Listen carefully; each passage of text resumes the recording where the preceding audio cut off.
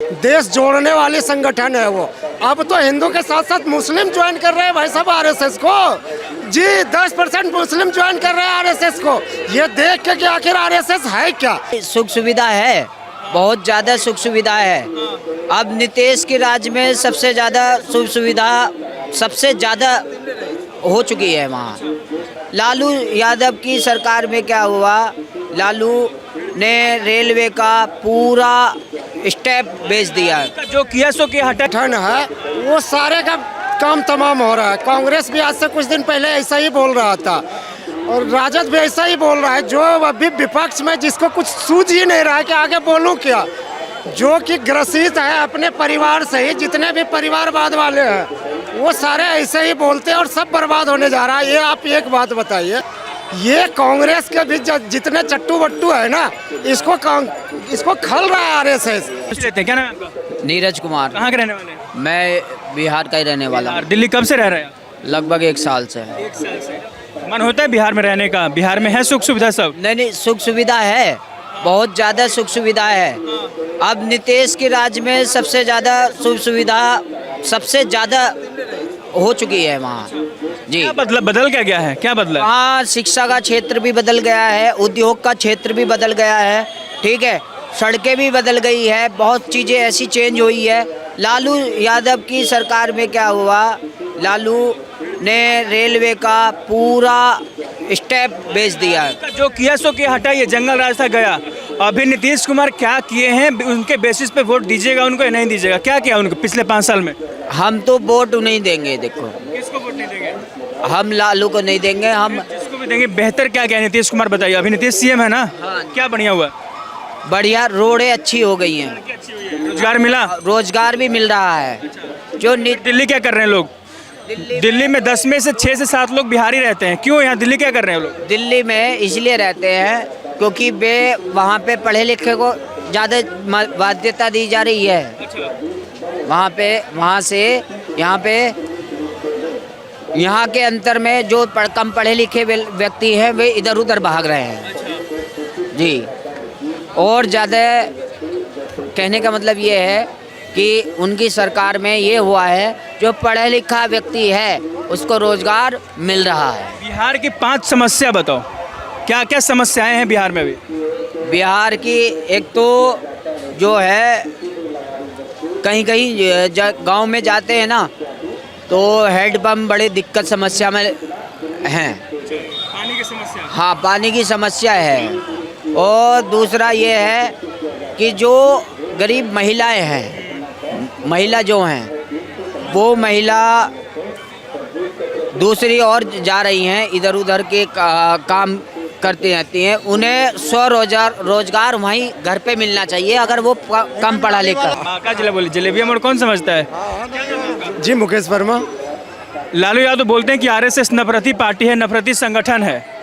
क्या मानते? देखिए, जैसा जितना भी ऐसा बोलने वाला है कि नफरती पार्टी आरएसएस संगठन है, वो सारे का काम तमाम हो रहा है। कांग्रेस भी आज से कुछ दिन पहले ऐसा ही बोल रहा था और राजद भी ऐसा ही बोल रहा है। जो अभी विपक्ष में जिसको कुछ सूझ ही नहीं रहा है कि आगे बोलूं क्या, जो कि ग्रसित है अपने परिवार से ही, जितने भी परिवारवाद वाले हैं वो सारे ऐसे ही बोलते हैं और सब बर्बाद होने जा रहा है। ये आप एक बात बताइए, आज विमान दुर्घटना हुआ या कहीं रेल दुर्घटना हो जाए, कहीं कुछ हो जाए, आरएसएस का एक कार्यकर्ता ऐसा है जो कि बिना सैलरी का काम करता और सबसे पहले पहुंचता। वो नहीं देखता है कि मेरा जान में जोखिम में है या क्या है, जैसे भी होता है वहाँ सबसे पहले पहुंचता है और सबको बचाता है। ये लोग बस ऐसे ही गद्दार लोग है। ये आरएसएस देश तोड़ने वाली संगठन है, देश जोड़ने वाली संगठन है वो। अब तो हिंदू के साथ साथ मुस्लिम ज्वाइन कर रहे हैं भाई साहब आरएसएस को। जी 10% मुस्लिम ज्वाइन कर रहे हैं आरएसएस को। ये देख के कि आखिर आरएसएस है क्या।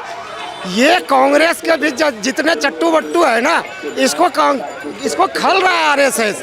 आज ये जो है ना, महाराष्ट्र में आप देखे होंगे, महाराष्ट्र जब इलेक्शन हुआ था विधानसभा का, तो इतने जोर शोर से बीजेपी क्यों उभर के आया, क्यों जीत के आया? इसका एक सबसे बड़ा कारण था, जी मैं बताता हूँ, मौलानाओं का 18 डिमांड आया था लेटर में, जिसको कांग्रेस ने मान भी लिया था। उसमें सबसे पहले 1 नंबर था आरएसएस को बंद कर दिया जाए, जितने आतंकवादी है उसको छोड़ दिया जाए, मुस्लिम लीग को बहाल किया जाए, यानी जितने भी मुस्लिम के तरफ है वो सारे कर दिया जाए, तब मैं कांग्रेस को वोट दे दूंगा। क्या नाम है आपका? सर ये सब तो बाद की बातें हैं। सबसे पहले जो आपने पूछा था कि बिहार की जो 5 समस्याएं क्या क्या हैं, कहाँ से आप? मैं वैसे मेरी माताजी बिहार से हैं, मेरे पिताजी यूपी से हैं और अभी मैं हरियाणा गुड़गांव में रहता हूँ।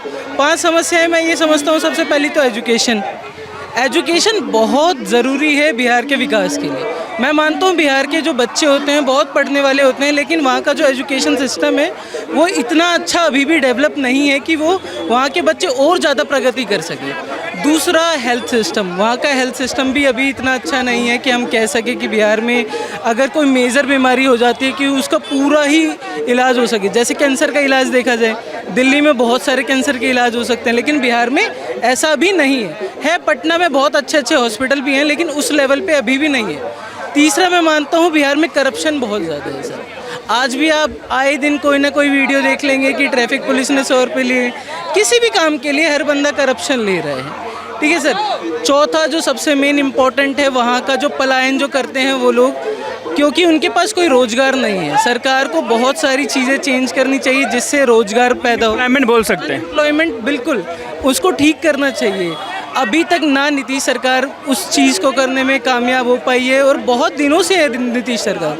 मेरे ख्याल से 15 से 20 साल हो गए हैं उनको, लेकिन उन्होंने अभी तक ऐसा कोई काम नहीं किया है जिससे वहाँ का एम्पावरमेंट बढ़े, वहाँ पे एम्प्लॉयमेंट बढ़े, वहाँ की जो जनसंख्या है वहीं पे ही स्टे करे, बाहर पलायन ना करे। आज दिल्ली में देखिए पूरा का पूरा गांव खाली हो रहा है बिहार से, ये कोई मतलब ही नहीं है। गांव में सिर्फ महिलाएं और बच्चे और बूढ़े रहते हैं, आदमी नहीं होता। ऐसा क्यों हो रहा है ये समझना चाहिए ना बिहार के। और मैं चाहता हूँ कि बिहार को एक पावरफुल लीडर मिले, जैसे कि योगी हैं।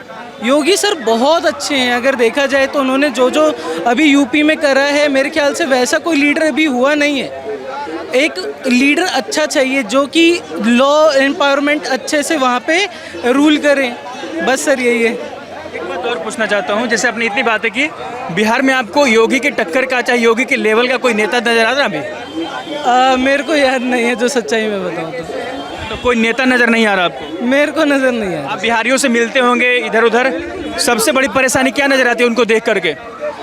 उनको सबसे ज़्यादा अपने घर की याद आती है, लेकिन ना चाहते हुए भी वो यहाँ। क्या नजर आता है उनमें, कमी क्या नजर आता है आपको? जब किसी बिहारी प्रवासी को देखते होंगे दिल्ली में तो क्या देखते हैं सबसे पहले, आपको क्या नजर आता है? विकास के बारे में कम सोचते हैं, अपने परिवार के बारे में ज़्यादा सोचते हैं, जो सच्चाई वाली बात है। लेकिन होता है ना कि बिहार के लोग सर देखो वैसे तो बहुत स्टेबल हैं, बहुत समझदार भी हैं, लेकिन कहीं ना कहीं हद तक वो लिमिट हो जाते हैं, अपने लिमिटेशंस को बाहर नहीं निकालते हैं। जैसे अगर हम कंपनी में काम कर रहे हैं तो हम चाहेंगे ना कि हम कंपनीज के बाहर कोई और ओहदे पे जाएं। 10-10 साल तक कंपनी में काम कर रहे हैं, मैं मानता हूँ अच्छा है, लेकिन उससे भी आगे देखिए। क्या पता आज आपकी सैलरी 30,000 है, कल 10 साल बाद आपकी सैलरी 80,000 भी हो जाएगी, लेकिन उससे क्या होगा? और ज़्यादा आगे देखिए। ब्रॉड स्पेक्ट्रम होना चाहिए, हमारा जो नेचर है, हमारा जो माइंड है वो ब्रॉड स्पेक्ट्रम में सोचना चाहिए, तभी जाके एक बिहार का पर्सन जो बहुत फेमस होगा। आजकल यहाँ पे हरियाणा में लोग क्या देते हैं, बिहारी है बिहारी है। बिहारी कुछ नहीं है, बिहारी बहुत अच्छे हैं। हरियाणा के लोग बिहारियों की वजह से ही आज इतने अमीर हैं, जो भी हैं, उनका जो रेंटल इनकम आ रहा है वो सब बिहारियों की वजह से आ रहा है। रसोई का तनख्वाह बहुत कम है, जो आंगनबाड़ी का जो खाना बनाते हैं उसका तनख्वाह बहुत कम है। हमारा दीदी का है आंगनबाड़ी का, वो रसोई का, वो 1500 रुपये के तनख्वाह दे रहे हैं, और उसमें फैसिलिटी बहुत बतवा रहे हैं कि ऐसे खाना बनाओ, वैसे मैंने छोटे आदमी को उतना। बिहार से हैं क्या? बिहार से हैं? हाँ बिहार का। कब से रह रहे हैं दिल्ली में? तो 15 साल से रह रहे हैं। से 15-20 साल से रह रहे हैं। 15-20 साल से रह रहे हैं, बिहार नहीं गए? हाँ गए, बीच में गया मैंने। गए नहीं मतलब बिहार बसने का नहीं सोचते? हाँ, मकान बनाए हैं, कॉलोनी हमारा नहीं है। हमारा तब भी मैंने 10,000 का मकान, 10 लाख का मकान बनाया अपने पैसे। हाँ दिल्ली से बनाया। तो बिहार में घर तो बिहार में बनाएंगे? बिहार में तो बनाया, मैं आपको क्या बोल रहा हूँ, वहीं बनवाया। बिहार में बनाए हैं, फिर भी दिल्ली में रह रहे हैं। लेकिन कॉलोनी नहीं मिला हमारे को। मैंने सोची में था BPL में 13 नंबर में, लेकिन वो हटा नहीं मिला। अपने मेहनत से बनाए ना घर, तो फिर दिल्ली क्या कर रहे हैं 20 साल से? वही रेलवे में प्राइवेट वाला काम कर रहे हैं। अच्छा। सब सफाई का जो जैसे हुआ CTS का वो कंपनी जो होते हैं। बहुत ज़्यादा समस्या बोला जाता है कि पलायन की समस्या है बिहार में। पलायन का तो बहुत समस्या है। इस समस्या का निदान क्या है, क्या क्या कैसे सोल्व हो सकता है? फैक्ट्री होने चाहिए और सुविधा होना चाहिए सब। अभी मोदी सरकार आए ना तो सुविधा हो रहे, लेकिन गरीब के लिए, रोजगार के लिए थोड़ा दिक्कत है। अभी भी दिक्कत है। हाँ, दिक्कत है। नीतीश कुमार बढ़िया काम कर रहे हैं। नीतीश तो आप थोड़ा कर रहे हैं, बीच में वो जो उसमें चले गए ना लालू में, तो उसमें गड़बड़ा दिए। हाँ, तो रोजगार दिए 5 लाख लोगों को।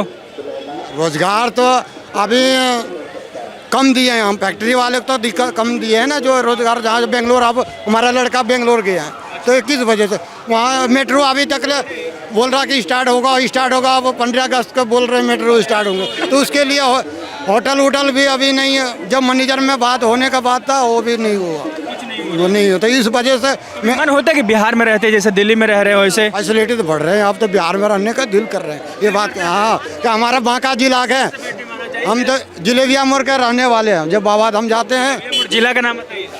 बांका जिला।